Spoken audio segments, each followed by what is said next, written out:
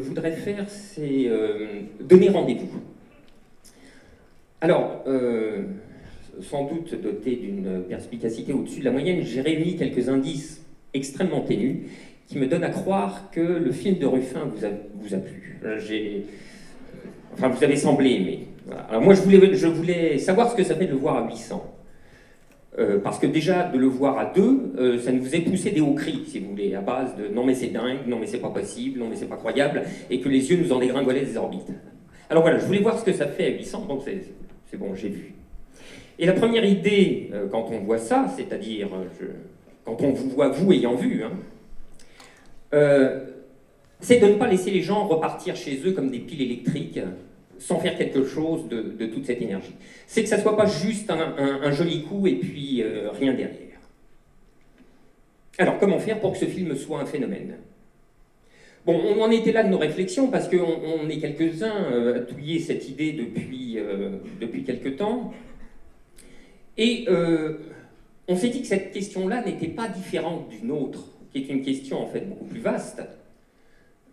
La question qu'un petit barbichu posait il y a déjà longtemps, je ne sais, c'est pas de Laurent Geoffrin que je parle, hein, la question de l'action politique en général, de l'action transformatrice en particulier, et pourquoi ne pas le dire, de l'action révolutionnaire. La question c'est que faire?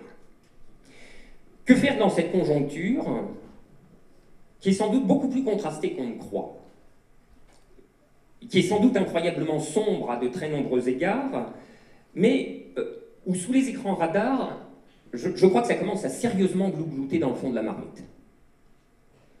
Alors notre opinion, c'est que, paradoxalement, là où tout semble boucher, il se pourrait désormais qu'il y ait quelque chose à faire. Et voilà où les deux questions se rejoignent, pour n'en faire plus qu'une. Et si le quelque chose à faire dans ce pays, c'était Merci Patron qui en était le détonateur? Et notre conviction, c'est qu'il faut faire de Merci Patron un phénomène pour qu'enfin il se passe quelque chose. Pour que quelque chose de plus grand que lui arrive. Alors quelque chose, mais quoi? Mais c'est le film lui-même qui nous met sur la piste. Le film sauve l'éclure. Mais aussitôt, il nous donne immanquablement l'envie d'universaliser cet exploit. Qu'est-ce que ça veut dire, ça? Est-ce que ça veut dire faire cracher par Bernard Arnault 45 000 € plus un CDI pour tous les co-licenciés de Clure? Oui, si l'on veut, bien sûr, mais non. Je veux dire, la vraie universalisation, ça s'appelle un projet politique. Alors ce projet politique, quel pourrait-il être? Sinon qu'il n'y ait plus jamais un seul cas Clure, un seul cas comme les Clure. Et cette idée-là, que veut-elle dire à son tour? Sinon en finir avec l'empire du capital sur la société.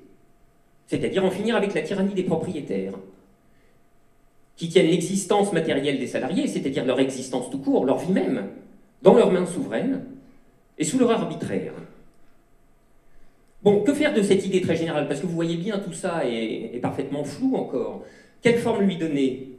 Et surtout, quelles conséquences en tirer? Je veux dire, quelles initiatives, quelles actions? Bon, nous ne savons pas très bien, mais nous savons au moins deux choses. La première, c'est que ça ne se passera pas au travers de je ne sais quelle pantomime de primaire pour toute la gauche qui va de Mélenchon à Macron.